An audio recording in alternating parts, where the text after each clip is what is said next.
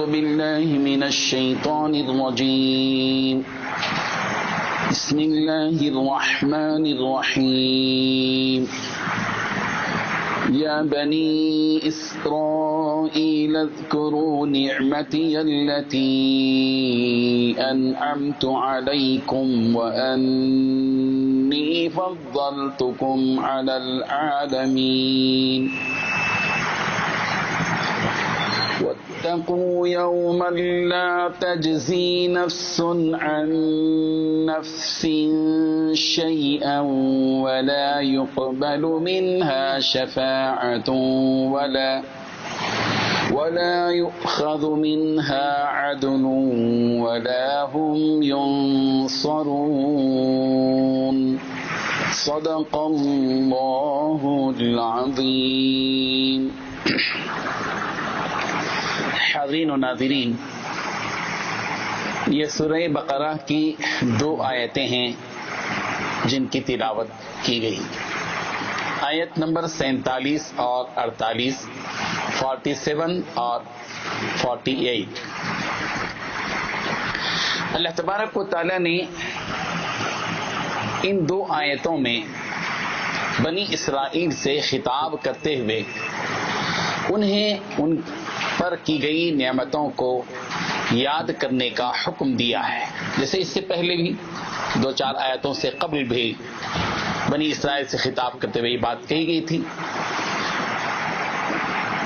یہاں بھی اللہ تبارک و تعالی بنی اسرائیل سے خطاب کرتے ہوئے فرماتے ہیں یا بنی اسرائیل، اے بنی اسرائیل، اے یعقوب کی اولاد، اذکروا، یاد کرو، نعمتی التی، میری ان نعمتوں کو یاد کرو، انعمت علیکم، جو میں نے تمہارے اوپر کیا ہے. یقیناً اللہ تبارک و تعالیٰ کی بنی اسرائیل پر بڑی نعمتیں رہی ہیں، بڑی نعمتیں رہی ہیں. اللہ اکبر. قرآن مجید کو آپ پڑھیں گے تو اس بات کا احساس اور علم آپ کو اور ہم کو ہوگا کہ بنی اسرائیل پر اللہ تبارک و تعالیٰ نے بڑے احسانات فرمائے. یہ وہ قوم ہے جو فرعون کی قید میں تھی، پھنسی ہوئی تھی، ان کو نکالا گیا، ان کو فرعون سے اور فرعونیوں سے آزاد کرنے کے لیے سمندر کو پھاڑا گیا، ان کے اوپر من اور سلوہ نامی غذائیں اتاری گئیں. آگے آنے والی آیات میں اس کے تذکرے موجود ہیں. بہت بڑی نعمتیں ہیں بنی اسرائیل پر. اسی لیے اللہ تبارک و تعالیٰ کہہ رہے ہیں بنی اسرائیل تم یاد کرو ان نعمتوں کو جو میں نے تمہارے اوپر کی ہیں، اور سنو اس حقیقت کو بھی کہ وَأَنِّي فَضَّلْتُكُمْ عَلَى الْعَالَمِينَ، اور میں نے تم کو فوقیت دی، فضیلت دی دنیا جہاں پر.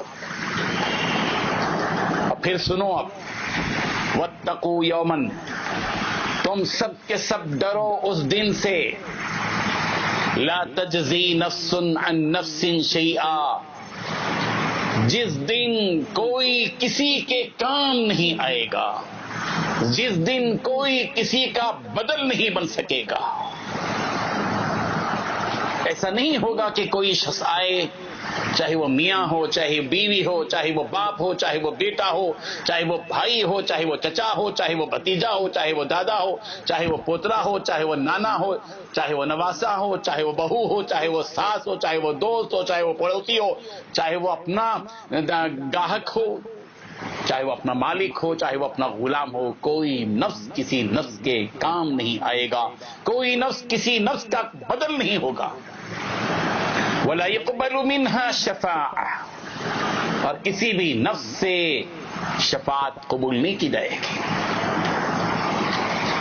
یہ اور بات ہے کہ اللہ تبارک و تعالیٰ ایمان والے انبیاء، صدیقین، شہداء، ان کی سفارش، ان کی شفاعت کو قبول کرے گا.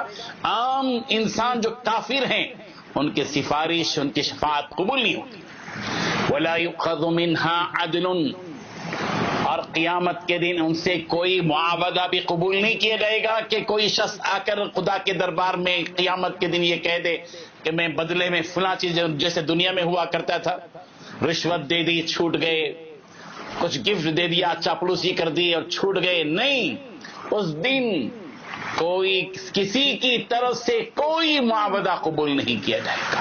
ولا يقبل منها ولا يؤخذ منها عدل، کسی سے بھی کسی بھی قسم کا کوئی معاوضہ قبول نہیں کیا جائے گا. ولا هم ينصرون، اور قیامت کے دن ان کی مدد بھی نہیں کی جائے گی. جنہوں نے اس دنیا کے اندر کفر کی زندگی گزاری، شرک کی زندگی گزاری، نفاق کی زندگی گزاری، تکذیب اور جھٹلانے والی زندگی گزاری، ان لوگوں کے لیے کسی بھی قسم کی کوئی رعایت قیامت کے دن نہیں ہوگی. یہ آیتیں ہم سب کو اٹھا رہی ہیں، بتا رہی ہیں اور اس حقیقت سے آگاہ کر رہے ہیں قیامت کے دن کے بارے میں کہ غفلت کی زندگی میں مت جیو، لاپرواہی اختیار مت کرو.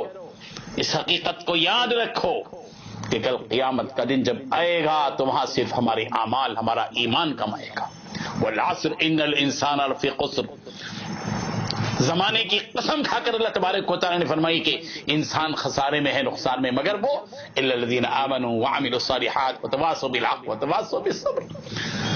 وہی لوگ قیامت کے دن کامیاب ہو سکیں گے جنہوں نے اس دنیا کے اندر ایمان کو اختیار کیا تھا، عمل صالح کو اختیار کیا تھا، آپس میں ایک دوسرے کے ساتھ حق کی وصیت کی تھی اور ایک دوسرے کو صبر کی وصیت کی. اللہ تعالی ہم سب کو عمل کی توفیق عطا فرمائے. وآخر دعوانا ان الحمد للہ رب العالمین.